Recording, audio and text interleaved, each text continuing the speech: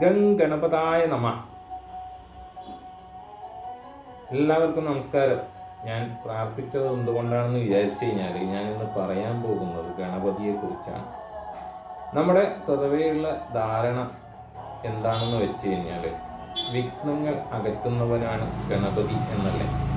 അപ്പോൾ എൻ്റെ വീഡിയോയ്ക്കുള്ള എല്ലാ വിഘ്നങ്ങളും ഒന്ന് അകന്നു പോകട്ടെ എന്ന് ഞാൻ പ്രാർത്ഥിച്ചതാണ്.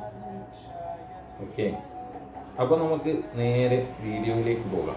എന്താണ് ഗണപതി എന്നതിൻ്റെ അർത്ഥം?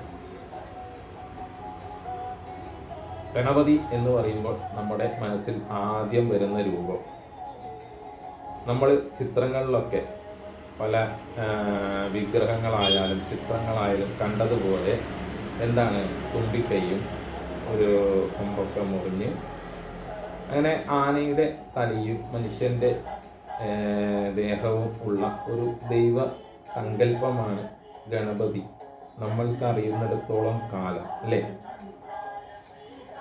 അപ്പോൾ എന്താണ് ഗണപതി എന്ന വാക്കിൻ്റെ അർത്ഥം?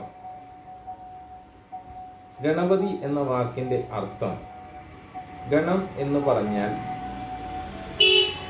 സൈന്യം, പതി എന്ന് പറഞ്ഞാൽ കാത്തുരക്ഷിക്കുന്നവൻ അല്ലേ. അപ്പോൾ ഗണപതി എന്നതിൻ്റെ അർത്ഥം ഗണങ്ങളെ കാത്തുരക്ഷിക്കുന്നവൻ, സൈന്യത്തെ കാത്തുരക്ഷിക്കുന്നവൻ അഥവാ സൈന്യാധിപൻ.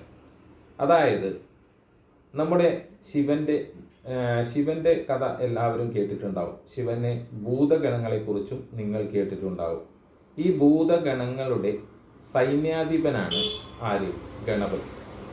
അതുകൊണ്ടാണ് ഗണപതി എന്ന് വിളിക്കുന്നത്. ഓക്കെ, ഇത്രയും കേട്ടപ്പോഴേക്കും നിങ്ങൾക്ക് ഒരു കാര്യം മനസ്സിലായിട്ടുണ്ടാവും. ഞാൻ ഗണപതിയുടെ എല്ലാ നാമങ്ങളുടെയും അർത്ഥമാണ് പറയുന്നത്. ഒടുവിൽ നിങ്ങൾക്ക് മനസ്സിലാകും ഗണപതി എന്ന ദൈവം എന്താണെന്നും ഏതാണെന്നും.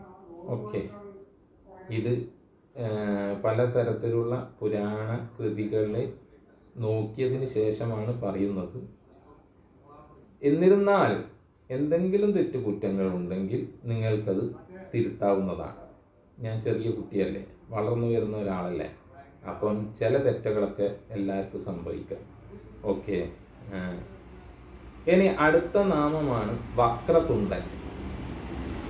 ഓക്കെ, വക്രം എന്ന വാക്കിൻ്റെ അർത്ഥം വളഞ്ഞത് എന്നാണ്. തുണ്ടം എന്നതിൻ്റെ അർത്ഥം കൈ എന്നാണ്. അതായത് തെറ്റായ മാർഗത്തിലൂടെ നടക്കുന്നവരെ തൻ്റെ കൈകൾ ഉപയോഗിച്ച് ശിക്ഷിച്ച് നേരായ മാർഗത്തിലേക്ക് നയിക്കുന്നവൻ എന്നാണ് അതിനർത്ഥം വരിക. അതാണ് വക്രതുണ്ടൻ.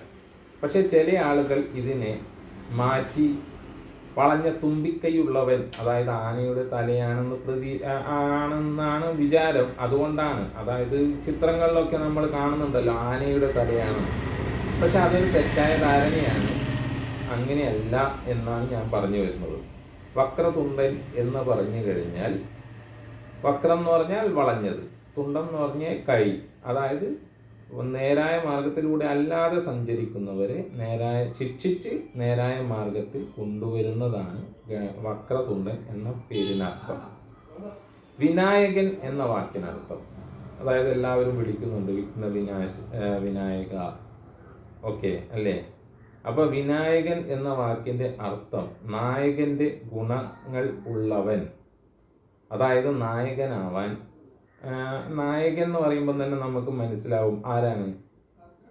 വിഘ്നങ്ങൾ അകറ്റി നല്ല രീതിയിൽ, ഇപ്പോൾ സിനിമയിൽ ഒരു നായകൻ എന്ന് പറഞ്ഞു കഴിഞ്ഞാൽ ആ ഒരു കുടുംബത്തിലെ ഒരു നായകൻ, ഒരു കുടുംബത്തിൻ്റെ ഒരു കഥയാണ് കാണിക്കുന്നതെങ്കിൽ അതിലെ നായകൻ എന്ന് പറയുമ്പോൾ ആ കുടുംബത്തിന് എതിരെ വരുന്ന എല്ലാ വിഘ്നങ്ങളും അകറ്റി ഹീറോ, അതായത് രക്ഷിച്ചു പോന്നവൻ. അതായത് ഇവിടെ ഗണപതിയുടെ ഇതിൽ വന്നു കഴിഞ്ഞാൽ നമ്മൾക്ക് വരുന്ന എല്ലാ ദുരിതങ്ങളും ദുഃഖങ്ങളും അകറ്റി രക്ഷിച്ച് സംരക്ഷിച്ച് പോകുന്നവൻ. അതാണ് എന്ത് വിനായകൻ എന്ന വാക്കിൻ്റെ അർത്ഥം. ഓക്കെ, ഇതിലെവിടെയും ആനയുടെ തലയും മനുഷ്യൻ്റെ ഉടലുമായിട്ട് നിൽക്കുന്ന ഗണപതിയെ നിങ്ങൾക്ക് കാണാൻ പറ്റില്ല. പക്ഷെ ആ ഒരു കഥ എങ്ങനെയാണ് വന്നതെന്നും എനിക്കും അറിയില്ല. ഈ ഒരു രൂപത്തിലുള്ള ഗണപതി ആരാ വരച്ചത് എന്നും എനിക്കറിയില്ല. പക്ഷേ ഗണപതിയുടെ ഈ ഡീറ്റെയിലിംഗ് എടുത്തു കഴിഞ്ഞാൽ നമ്മൾ പുരാണങ്ങളും ഒക്കെ എടുത്ത് ഗണപതിയുടെ ഡീറ്റെയിലിംഗ് എടുത്തു കഴിഞ്ഞാൽ ഈ ഒരു രൂപം നമുക്ക് എവിടെയും കാണാൻ സാധിക്കില്ല എന്നതാണ് സത്യം. ആനയുടെ തലയും മനുഷ്യൻ്റെ ഉടലുമുള്ള ഒരു സംഭവത്തെക്കുറിച്ച് നമ്മുടെ പുരാണങ്ങളിലോ എവിടെയും പറയുന്നതായിട്ട് ഞാൻ കണ്ടിട്ടില്ല.